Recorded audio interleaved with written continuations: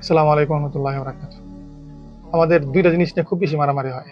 একটা হইলো তারাবির নামাজ ৮ রাকাত না ২০ রাকাত, আর একটা হইলো ঈদে মিলাদুন নবী। আচ্ছা, একটু চিন্তা করেন তো, ঈদে মিলাদুন নবী হুজুর পাক সাল্লাল্লাহু আলাইহি সাল্লাম নিজে কখনো আমল করছেন বলে এ ধরনের কোনো হাদিস নাই, এ ধরনের কোনো প্রমাণ নাই, এবং সাহাবায়ে কেরামরা কখনো করে নাই, তাবে এটা কোনো সময় করে নাই। তাহলে এটা কোথায় থেকে আসলো? প্রশ্ন তো অবশ্যই জাগে। এটা চতুর্থ বা পঞ্চম শতক হিজরিতে এটা শুরু হয়েছিল, ফাতেমি যুগের শিয়াদের আমল থেকে। দ্বিতীয়বার এটা শুরু হয়েছে অর্থাৎ সপ্তম শতক হিজরিতে গিয়া। এটা ইরবিলের কুকবুতি একজন বাদশাহ শাসক ছিল, ওনার হাত ধইরা এটা সুন্নি সমাজে প্রচলিত হয়েছে। এখন চিন্তা করেন যে হুজুর পাক সাল্লাল্লাহু আলাইহি সাল্লাম মারা যাওয়ার আরো ৫-৬ শতক পরে গিয়া এই ঈদে মিলাদুনটা শুরু হয়েছে, এবং এখন যারা সুন্নি হিসেবে নিজেদেরকে দাবি করে তাদের মধ্যে আরো ৭০০ শতক হিজরি সনের পরে গিয়ে তাদের মধ্যে এই জিনিসটা প্রচলিত হয়েছে।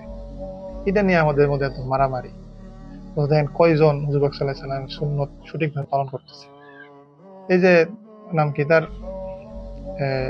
সুন্নিদের একজন বক্তা, সবাই চেনেন। আহ, ওই যে সে যে বলল যে আমরা ঈদে মিলাদুন নবী পালন করি হুজুর পাক সাল্লাল্লাহু আলাইহি সাল্লামকে মহব্বত কইরা, ভালোবাসা কইরা। তো অনেকেই এই জিনিসটা বলে যে পালন করলাম, আমরা তো ভুল কিছু করতেছি না বা অন্যায় কিছু করতেছি না। এই যে দেখেন তো, যে ছবিগুলো দেখাইতেছি, কোন দিক দিয়ে মনে হয় যে আওলাদ রাসূল বা পীর হওয়ার তেমন যোগ্যতা আছে, তাদেরকে তারা পীর মানতেছে, তাদেরকে নিয়ে একটা ধরনের রং তামাশা খেলা হইতেছে, মাজার পূজারি হইতেছে।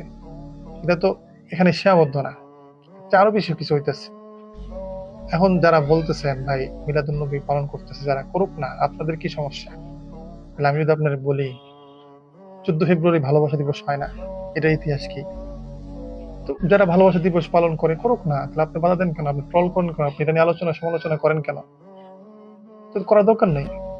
ভাই, কোন জিনিস ভুল হইলে, যদি আমাদের ইসলামের শরীয়ত অনুযায়ী কোনো কিছু না থাকে, যদি এটা শরীয়ত দ্বারা প্রমাণিত না থাকে, তো এই ব্যাপারে আলোচনা করবো না, এটার ব্যাপারে কথা বলবো না।